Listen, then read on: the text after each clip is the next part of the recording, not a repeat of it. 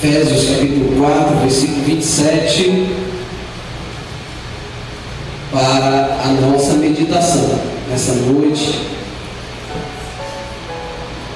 Efésios capítulo 4, versículo 27 diz assim: não deis lugar ao diabo. Vamos repetir mais uma vez? Não deis lugar ao diabo. Podemos sentar, igreja do Senhor. Queridos, não vim aqui essa noite para exaltar os irmãos. A palavra que Deus tem nos dado é uma palavra abençoada. Eu creio que antes da palavra ser transmitida para a igreja, primeiro ela fala com aquele que a vem transmitir. E essa palavra muito tem falado comigo. Então, também não vim aqui fazer apologia a respeito do diabo. Mas o versículo, Paulo escrevendo à igreja, ele alerta a igreja, o povo, e ele diz: não deis lugar ao diabo. Queridos, a igreja deve ser ciente de que ela tem um inimigo à altura. Apesar que Jesus escrevendo, o Evangelho de Mateus, o evangelista Mateus escrevendo, no capítulo 16, 18, ele diz que a igreja seria edificada e que as portas do inferno não prevaleceriam contra a igreja. Quer dizer, eles não seriam vitoriosos, o inferno não seria vitorioso sobre a igreja, mas ele não omitiu que haveria de deixar de haver uma guerra.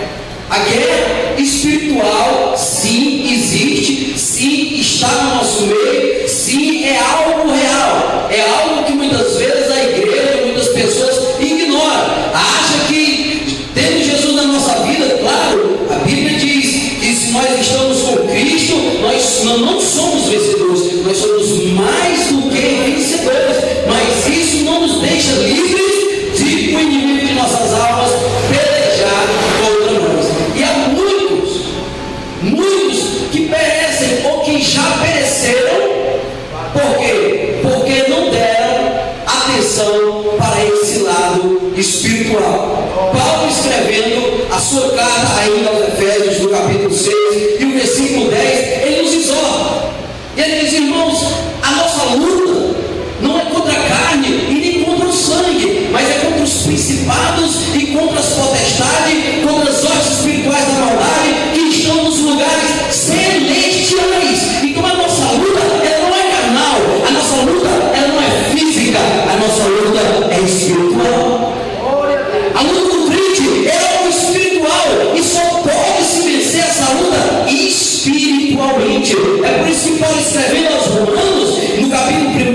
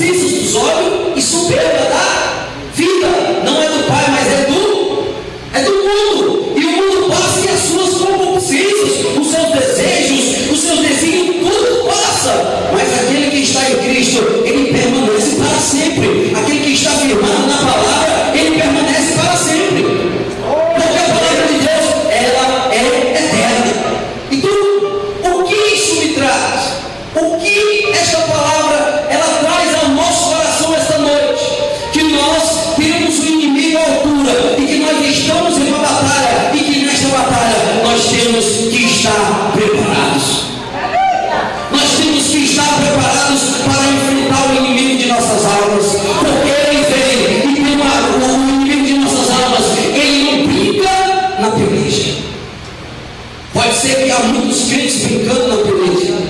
Pode ser que há muitos que estão aí a brincar. Aleluia, mas o nosso inimigo ele não brinca. Se ele pegar você vacilando em uma guerra, se o inimigo vacilar, ele morre. Se alguém vacilar na batalha, aquele que está vacilante, ele há de vir a perecer. E com isso, o que nós aprendemos? Que o inimigo de nossas almas também não pode chegar assim e destruir a vida do crente. Sabe por quê? Porque o Salmo 91, apesar de ser uma alusão ao Messias, uma profecia para o Messias, mas de outra forma, nós também recebemos a promessa. Qual? É condicional. Aquele que habita nos esconderijo do Altíssimo, a sombra do Onipotente descansará. Então é condicional. Eu só vou descansar a sombra do Onipotente se eu habitar nele. Se eu não habitar nele, eu não vou poder descansar. Então é algo condicional. Aquele que habita no esconderijo do Altíssimo, a sombra do Onipotente descansará. Direi que o Senhor é meu Deus, meu refúgio, a minha fortaleza, e nele confiarei. Quando eu confio, ele te livrará do laço do passarinheiro e da peste perniciosa. Te cobrirá com as suas penas e depois das suas asas estará seguro. Aleluia! Mil cairão ao teu lado, essa é a promessa, e 10.000 à tua direita, e tudo serás atingido. Mas há uma condição: eu tenho que habitar, eu tenho que estar. O Salmo 46 é um salmo maravilhoso, e ele traz até a nós também a condição. Deus é o nosso refúgio, Deus é a nossa fortaleza. Ainda que os montes se abalem, ainda que o monte se transporte pelos meus mares, ainda que as águas ruem, ele se perturbe. Há um rio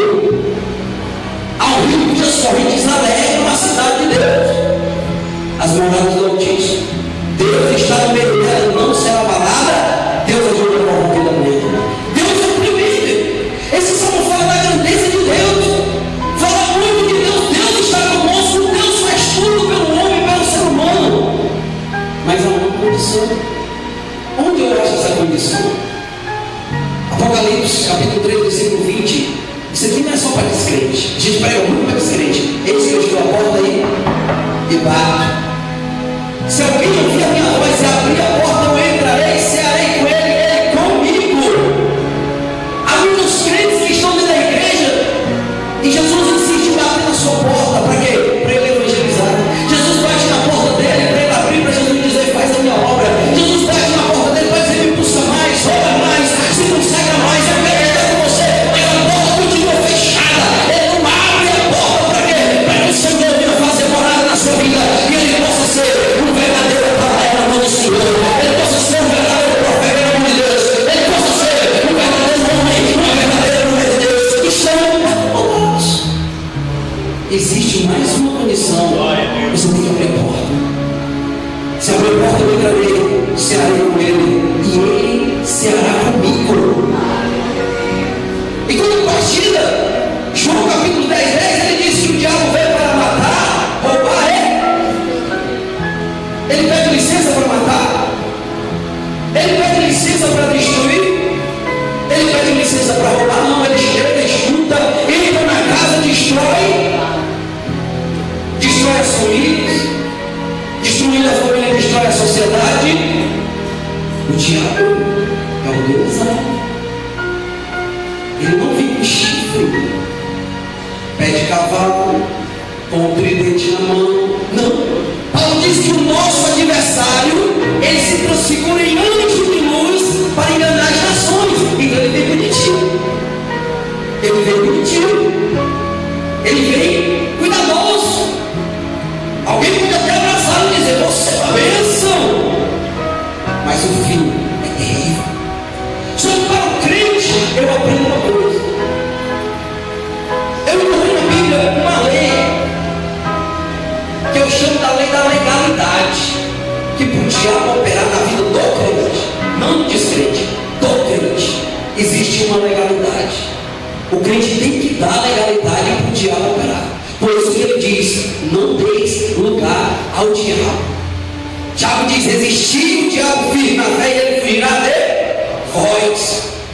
Você que já leu o livro de Jó, você viu alguma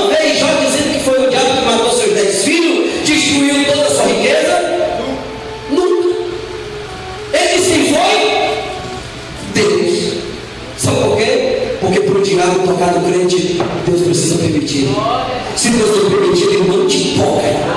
Deus precisa permitir, aleluia, do Senhor. Se você estiver, aleluia, habitando a sombra do Onipotente, se você estiver nessa montanha do Altíssimo, você vai descansar a sombra do Onipotente. Ele não disse nenhuma vez, foi o inimigo que destruiu, foi o inimigo que tirou o menos. Não, foi Deus. Sabe por quê? Porque ele conhecia a condição dele diante de Deus. Ele chegou a dizer: passa o prumo aí dele. Quase perto. Vê? Não tem legalidade para o inimigo operar.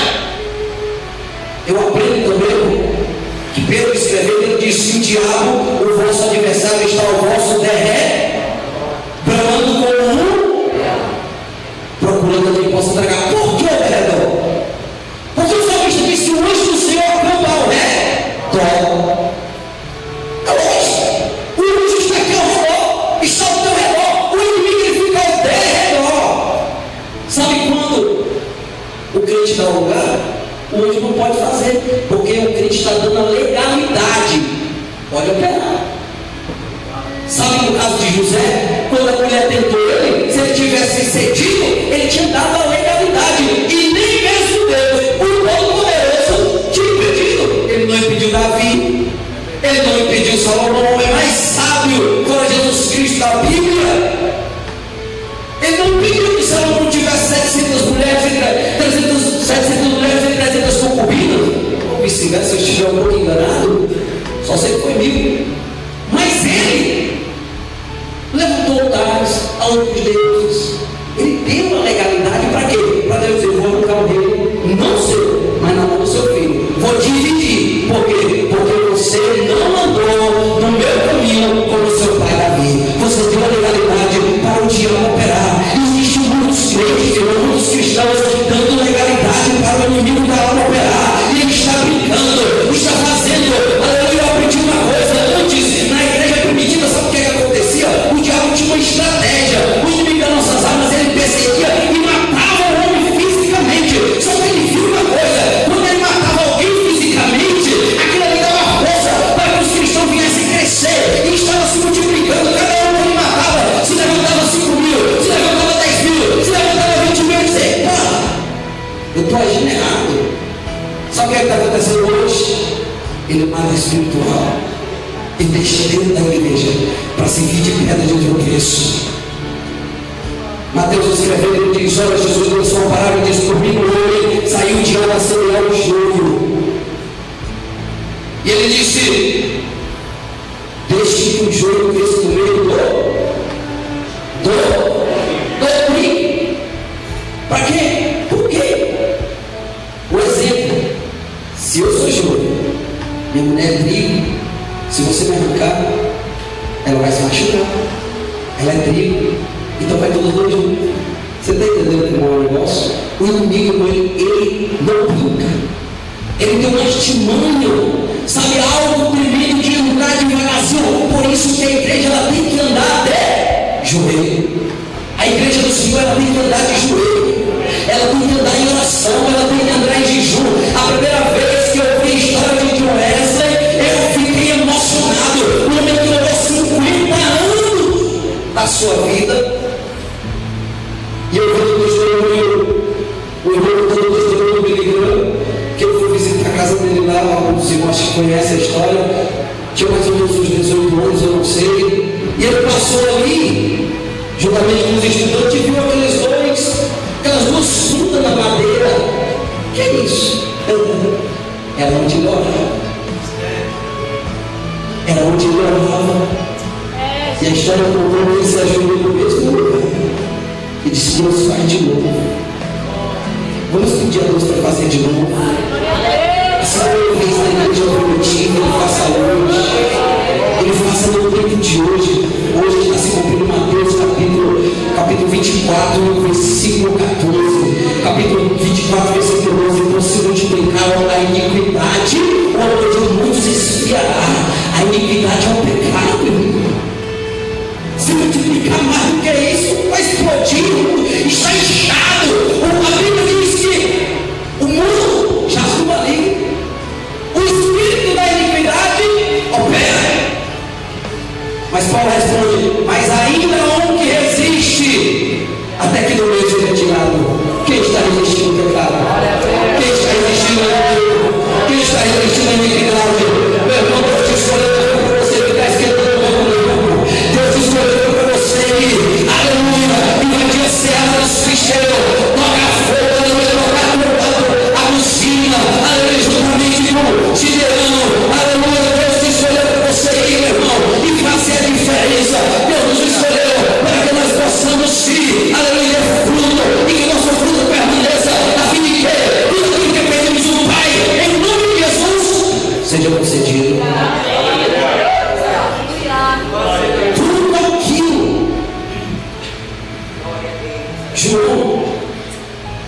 capítulo 10, versículo 16. Escolheu. Ah, irmão, eu sou crente, eu aceitei a Jesus. Eu acho isso um engano. Não foi você que aceitou Jesus. Está lá escrito: não foram vocês que me escolheram, eu escolhi vocês. Eu vos nomeei para que vades e dê fruto, e o vosso fruto permanece. Jesus te escolheu, meu irmão. Jesus te escolheu, não é tanta coisa. Quando ele te escolheu, ele sabia uma coisa. Ele sabia a tua fraqueza, ele sabia o teu defeito, ele sabia a tua pele, ele sabia a tua deficiência. Jesus não te escolheu porque você tem um grau de instrução. Jesus não te escolheu pela tua raça. Jesus não te escolheu porque você tem dízima. Não, que ele te escolheu porque ele viu em você uma ferramenta, e uma ferramenta maravilhosa que pode ser usada na obra de Deus, e essa ferramenta vai dar fruto. Pega a tua ferramenta, pule ela, age novamente. Aleluia, faz como o Billy fez. Faz de novo, Jesus. Faz de novo, Jesus. Faz de novo, Jesus. Ou não, faz como Gideão. Eu sou pequeno, o Senhor é contigo. É nada. Como é que é comigo que está acontecendo uma desgraça dessa? Eu só vou falar assim. Como é que ele é comigo? Eu estou passando tanto perrengue na minha vida. Eu planto, colho, na hora de comer, e como meu vizinho. Você está entendendo, não é? Só arroz. Não dá. Está difícil. Hoje eu disse: Pai, nessa tua força aqui, Deus é contigo. É mesmo? Vou fazer uma prova. Vou colocar aqui o isopo aqui fora. Se Deus é comigo, vai chover só ao redor. Em cima dele não vai chover. Deus vai e provou que era com ele. Pera aí, se Deus é comigo, vai chover só nele, ao redor vai estar seco. Deus provou que ele era com ele. Deus vai provar que é com você, meu irmão. Deus gosta de pessoas de atitude, pessoas que agem, pessoas que a fé. Tem gente que vamos ter fé, mas tem com o pé no chão. Não é fé. Como tem fé com o pé no chão? Fala aí para mim. Eu não aceito, eu não. Fé com o pé no chão. Fé é o fio e fundamento das coisas que não se vê. Eu não estou vendo. Paulo diz: aquilo que se vê não é fé, não é esperança. Como você vai esperar se você já está vendo? A fé é aquilo que você não vê, mas você crê. Eu não estou vendo, mas ela vai vir. Ela vai vir. Ela vai vir. Ela vai vir. Deus vai trazer para você. A Bíblia diz que Deus tem as coisas que não são como se já fossem. Sabe por quê? Porque Deus pode estar vendo você aqui agora. Ou Deus pode estar vendo você aqui agora. Deus está vendo você. Aleluia. Deus é uma multidão. Ele não almas para o reino dele. Deus está vendo você transformado. Deus está vendo você mexendo no Espírito Santo. Deus está vendo você. Aleluia. Invadindo. Aleluia. Os midianitas e trazendo consigo a vitória. Deus está vendo. O homem, talvez os irmãos José olhassem para ele e digam: olha, é só mais um sonhador. José não deu legalidade, depressão, a palavras que falam, a palavras que ferem mais do que um bofetão. Você é só um sonhador, papai. Você não é nem o primogênito. Eu aprendi uma coisa: José, quem sonhou por ele foi Deus. Pode ficar tranquilo. Pode ficar tranquilo. Quem está sonhando por você é Deus. Eu acredito que ele jamais passou pela cabeça dele, em algum momento, deve ser governador do Egito. Jamais. Na dele. Nem tampouco de ser alguém grande, porque o herdeiro, a primogenitura, era Rubens. Rubens que receberia o primeiro filho homem de Jacó, é que receberia as bênçãos. Mas Rubens, a legalidade era legalmente quem podia receber era Rubens. Mas o que ele fez? Ele cometeu um ato terrível. Se deitou com uma das mulheres de Jacó e perdeu, quer dizer, ele deu a legalidade. para o inimigo operar na vida dele e ele perder a tão grande bênção. Sabe, Esaú também deu a legalidade. Quem me serve a lentilha? Quem me serve a primogenitura? Eu também tenho fome. Quantos homens, irmãos, já tiveram oportunidade na Bíblia e pereceram e caíram? Porque por um segundo, por um minuto, por um instante, a luta entre ele e próprio. Porque aprenda uma coisa essa noite: o diabo ganhar de você, é preciso você perder para você mesmo. E eu aprendo isso com Paulo. Paulo não estava possuído, Paulo não estava determinado, mas ele disse: olha, aquilo que eu quero fazer, eu não faço. Mas aquilo que eu não quero fazer, eu estou sempre fazendo. Por quê? Quão miserável homem sou eu, disse o apóstolo Paulo.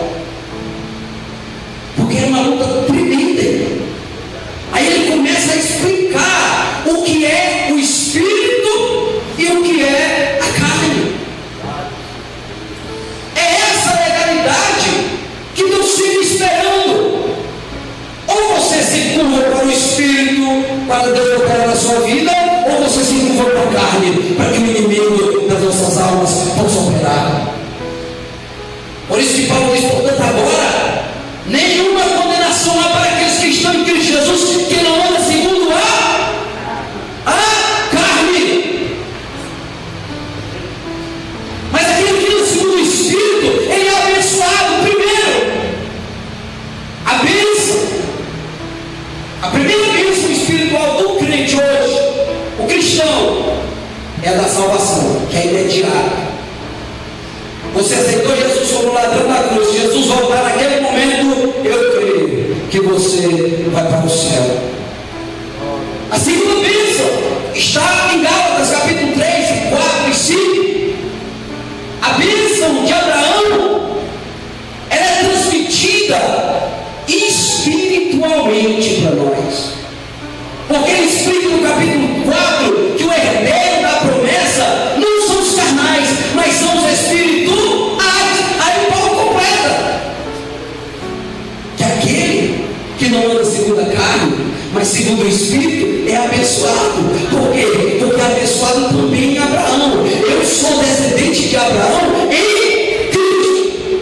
Vamos ver lá? Para nós explicar melhor, só para concluir.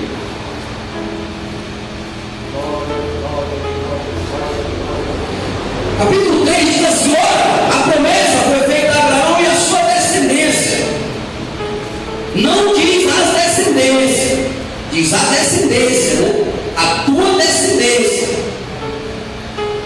No capítulo 4 ele explica que Abraão teve 2 filhos, e é uma alegoria, mas ele explica no capítulo 4, se você estiver procurando, a partir do capítulo 22, ele diz: por quê? Estas são as 2 alianças, uma do Sinai, né? Só que ele explica uma coisa maravilhosa para nós.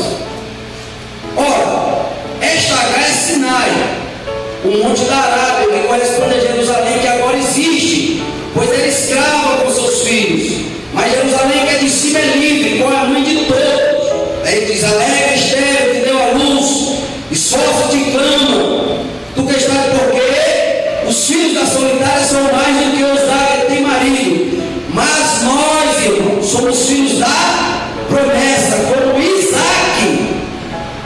Mas como então aquele que era gerado segundo a carne perseguiu o que era gerado segundo o Espírito, assim também é agora. Você está entendendo? Isso aqui é espiritual, irmão. Nós que fomos gerados, Paulo diz, gerados de novo, espiritual. Nós somos gerados de novo, primeiro carnal e agora espirituais. Mas assim como Ismael perseguiu Isaac, assim como os filhos da escrava perseguia a escrava, perseguia o filho da livre, assim hoje é com nós. Somos perseguidos, somos afligidos. somos injuriados de todas as maneiras.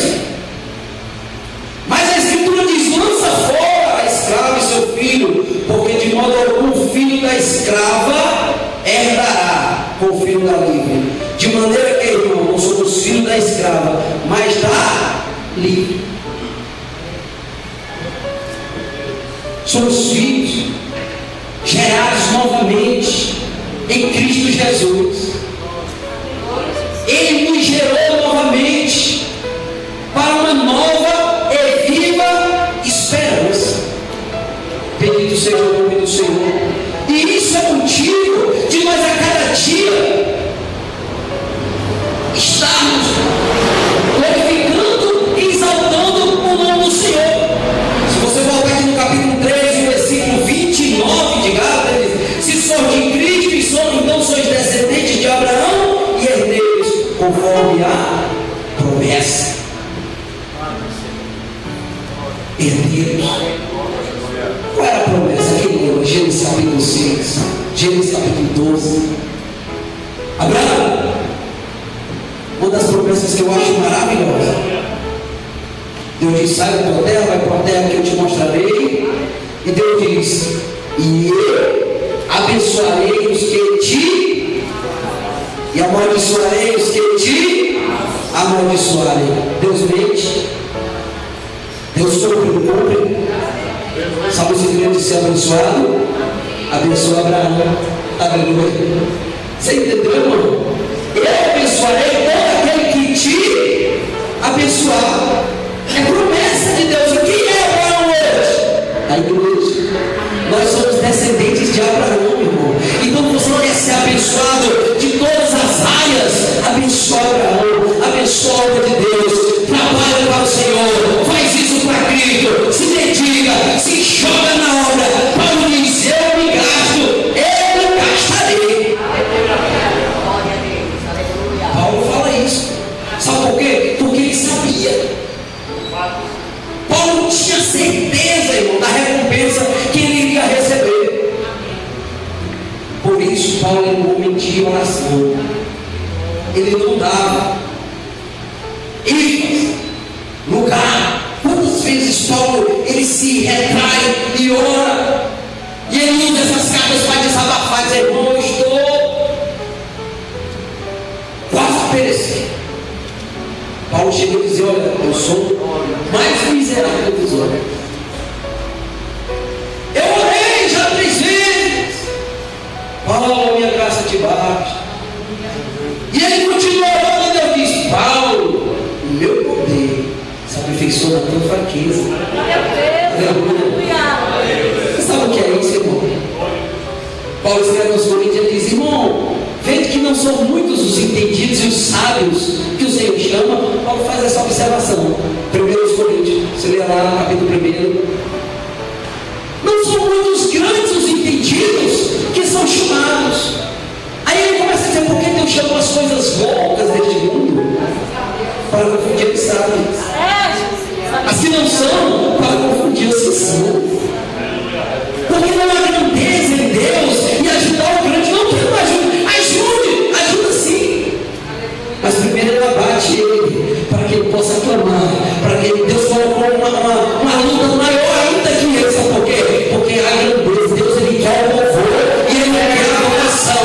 E não há louvor e ajudar na Nabucodonosor, não há louvor e ajudar o Senaqueribe, não há louvor e ajudar o Faraó, não há louvor e ajudar aquele que está por cima, aquele que está oprimido, mas há louvor e ajudar o oprimido, há louvor e ajudar o pequeno, há louvor e chegará e pegar aquele que está na sarjeta, aquele doido quando você pega a tua cama, levanta e vai, há louvor e chegar para aquela mulher que está encurvada e dizer: seja livre, minha filha, vai, Deus te abençoe. Há louvor para aquela mulher que de um fluxo de sangue e dizer: minha filha, aleluia, tua fé te salvou, vai, se não pegues mais, algo isso.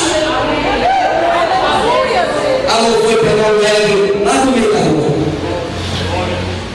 A sociedade olha para ele, balança a cabeça e diz: é história. A sociedade faz isso.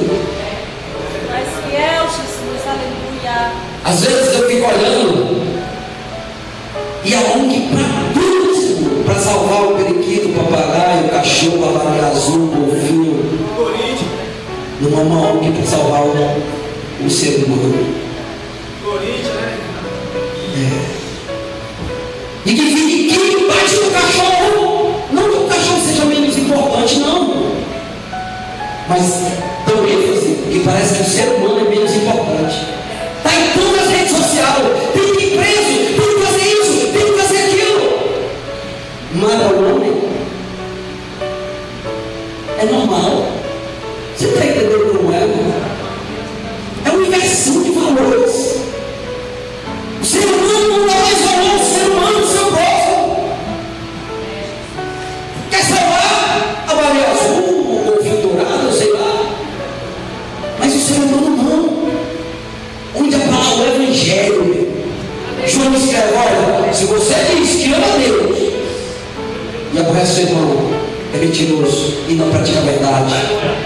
Ainda em Mateus capítulo 7, versículo 21, se não sou enganado, ele diz: olha, o Senhor ele fala abertamente: abre-nos, guardai-vos de mim que eu não vos conheço, porque tive fome e não me deste de comer. Estava preso, não foste de mim. Estava nu, não me vestiste. Estava com fome, não me alimentaste. Tiago diz: tu tem fé? Jesus, tu és lindo. Mostra-me a tua fé sem as obras, que eu vou mostrar a minha fé através das obras. Sabe por quê, irmão? Porque a fé ela tem resultado prático. Se eu creio em Jesus, eu visto a camisa de Jesus. Se eu faço parte desta igreja, eu visto a camisa da igreja. E diga: aqui sim, aqui tem restauração, aqui tem libertação, aqui tem salvação, aqui tem um povo convertido, aqui tem um povo que ama a Deus, aqui tem um povo que vai para o céu, aqui tem um povo, aleluia, que está na presença de Deus. E se você está na presença de Deus, ele foi crente de Deus nessa noite.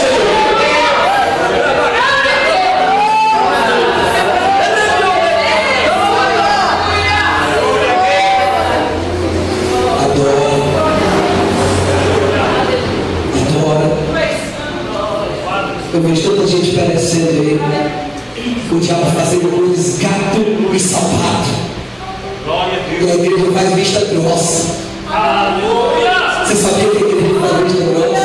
Quando eu falo da igreja é de mim, falando de nós, muitas vezes nos levantamos com o amor de Deus. Você sabe uma coisa? Eu aprendo muito com isso. O Deus virou o cativeiro de Jó quando ele estava orando pelos seus inimigos, pelos seus opressores. Estavam lá matando Jesus. Pai, perdoa eles. Eles não estão sabendo o que estão fazendo, não. Eles estão cegos. O sistema tem cegado muito o homem.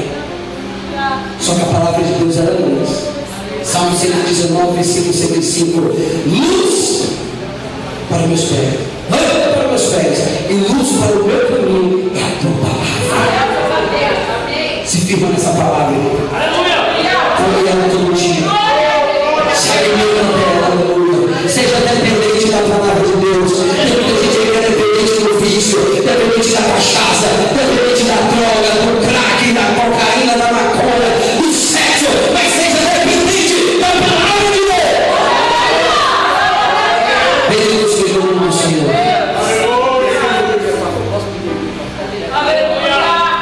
A igreja pode ficar em pé para a gente fazer uma oração. Não, vocês que estão nos visitando essa noite, se porventura, que ainda não recebeu Jesus como seu Salvador.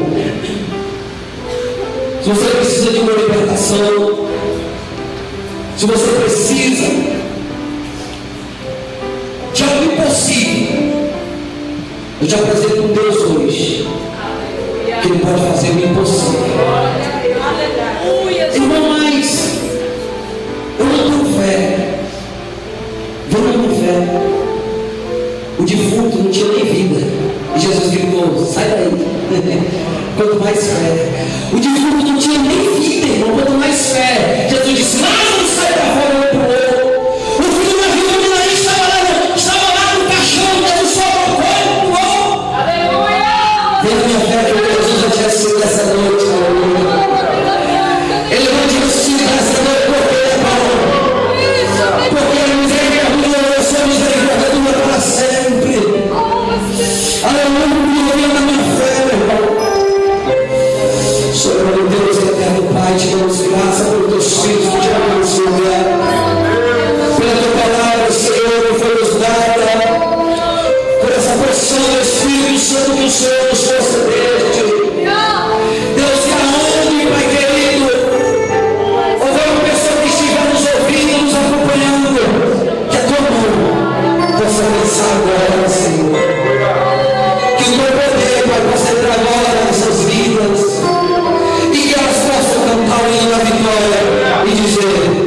o Senhor é Deus. Só o Senhor é Deus. Só o Senhor é Deus. E só o Senhor é Deus. Pai querido, aviva o teu povo nesses últimos dias, Senhor. Levando um exército, Pai, para pelejar a tua causa. Faz de novo, Deus, a nossa mesa de pedidos. Derrama a tua Shekinah. No nome do teu filho amado Jesus Cristo, eu te peço e te